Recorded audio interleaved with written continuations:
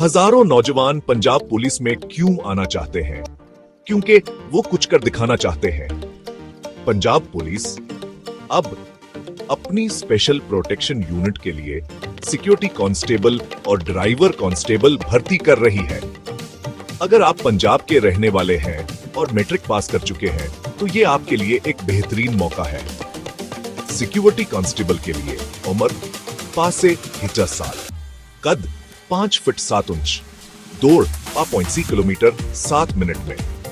Driver constable के लिए उम्र 50 से 5 साल, कद 5 फीट 7 इंच, दौड़ 0.5 किलोमीटर 10 मिनट में।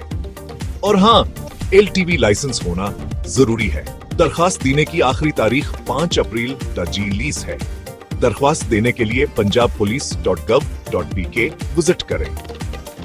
फख्र के साथ खिदमत करने और अपने मुआशरे में बेहतरी लाने का ये मौका हाथ से न जाने दें। मजीद मालूमात के लिए वीडियो को लाइक और शेयर करें।